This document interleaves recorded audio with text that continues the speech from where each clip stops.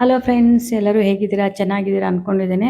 ಇವತ್ತೊಂದು ಮಿನಿ ಬೆಂಟು ಕೇಕನ್ನು ಹೇಗೆ ಮಾಡೋದು ಅಂತ ನೋಡ್ಕೊಂಡು ಬರೋಣ. ಇದು ಪೈನಾಪಲ್ ಫ್ಲೇವರ್ ಆಗಿರೋದ್ರಿಂದ ಸಿಂಪಲ್ ಆಗಿ ತೋರಿಸ್ತಾ ಇದ್ದೇನೆ, ನೋಡ್ಕೊಳ್ಳಿ. ಇದನ್ನು ನೀವು ಹಾಫ್ ಕೆಜಿ ಮಾಡಿ ವೇಸ್ಟ್ ಮಾಡೋಕ್ಕಿಂತ ಮಿನಿಯಾಗಿ ಮಾಡಿಕೊಂಡು ಚೆನ್ನಾಗಿ, ಅಂದರೆ ಇದು ಕೆಟ್ಟರೂ ಪರವಾಗಿಲ್ಲ, ಮಿನಿ ಇರುತ್ತೆ, ಮಾಡಲಿಕ್ಕೂ ಈಸಿ ಆಗಿರುತ್ತೆ, ಮಾಡ್ಕೊಳ್ಳಿ.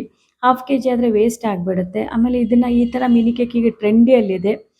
2ರಿಂದ 3 ಜನ ಆರಾಮ್ಸೆ ತಿನ್ಬೋದು ಇದನ್ನು. Pineapple cake light colour pink ಇವತ್ತು ಆರ್ಡ್ರ್ ಇದೆ ನಂದು. ನೋಡಿ ಈ ಥರ ಸ್ಕ್ರ್ಯಾಪರಲ್ಲಿ ಮಾಡ್ತಾ ಇದ್ದೇನೆ. ತುಂಬ ಸಿಂಪಲ್ ಆಗಿದೆ. ಇದನ್ನು ತುಂಬ ಚೆನ್ನಾಗಿ ಕಾಣಿಸುತ್ತೆ.